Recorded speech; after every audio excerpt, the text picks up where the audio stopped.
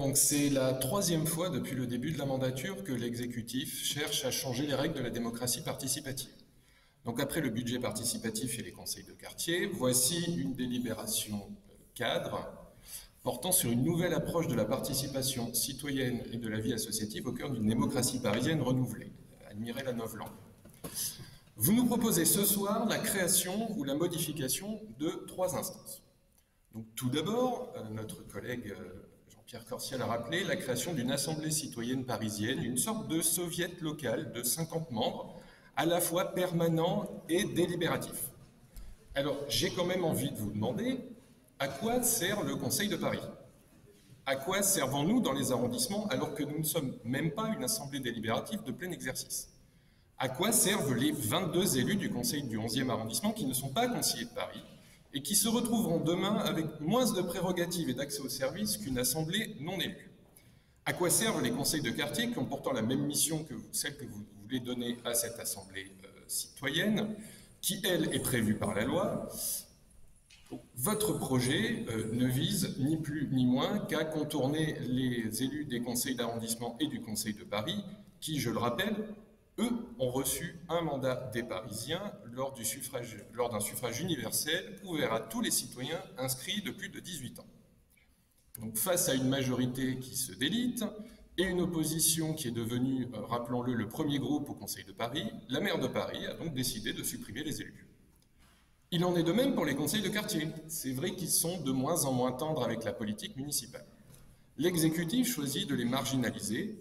Nous sommes assez loin des promesses de la majorité d'une redynamisation de ces conseils qui figurent pourtant au procès-verbal de notre conseil d'arrondissement. Donc par ce soviet citoyen, la maire de Paris entend se créer une école des cadres à sa main, pour ne pas dire à sa botte, digne d'un véritable parti politique. La volonté, je cite, de former, comprenez, prendre en main, on l'a déjà vu avec le panel citoyen sur le PLU, des personnes tirées au sort et de leur donner des leviers d'action nettement supérieurs à ceux des élus de la République est ici clairement démontrée. Donc ces tentatives systématiques de contournement de la démocratie républicaine par des organismes ad hoc bien guidés et financés par le contribuable est tout simplement révoltante. Vous créez ensuite un conseil parisien des associations, donc un soviet associatif, cette fois-ci d'une centaine de membres.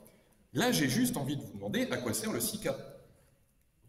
Donc ce soviet associatif et son secrétaire général pourra bénéficier d'un recours aux ressources de la DDCT et proposer à l'administration parisienne de prendre des initiatives de nature à éclairer ses travaux, c'est-à-dire des enquêtes, des sondages, des visites, tout ceci est dans le dossier.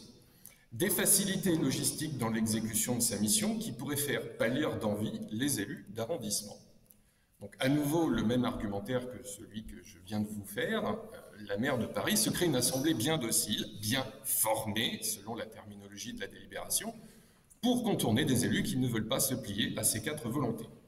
Cette volonté de mainmise est clairement démontrée puisque les membres de ce soviet auraient accès uniquement aux membres de l'exécutif et la DDCT, c'est bien pratique pour vous. Enfin, vous désirez transformer donc, le programme des volontaires de la ville en un programme des volontaires de la ville du quart d'heure, l'un des axes phares du programme politique de la maire de Paris, que peu de monde n'a à ce jour vraiment compris. Donc, je reconnais sans peine une certaine audace à l'exécutif, car peu de monde aurait osé. Par cette délibération, vous voulez donc reprendre en main les volontaires de Paris qui s'étaient engagés, notamment durant le Covid, au service de leurs concitoyens pour des actions d'intérêt général, pour en faire un nouvel outil de propagande au bénéfice exclusif de la maire de Paris. Il fallait y penser. Donc en conclusion, cette délibération pose clairement la question de la marginalisation du rôle des élus de la République, légalement élus, nous l'avons tous été, au profit de structures intermédiaires permettant de mettre en avant une démocratie citoyenne au détriment de la démocratie représentative qui régit les institutions locales et nationales en France. Elle crée de véritables contre-pouvoirs institutionnalisés, permanents, dotés d'un budget, pouvant avoir des contacts directs avec l'exécutif et ses cabinets, alors que nous-mêmes nous rencontrons très souvent de sérieuses difficultés en tant que groupe d'opposition pour remplir correctement notre mandat d'élu, et pourtant ce n'est pas faute d'essayer.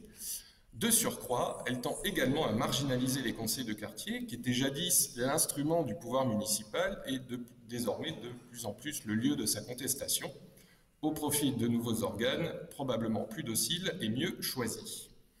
Malgré le tirage au sort que vous mettez en avant, donc les membres de ces assemblées citoyennes seront de fait pris en main par les équipes de la municipalité en place et surtout formés, je recite à nouveau la terminologie, par des responsables de la ville ou d'agences amies.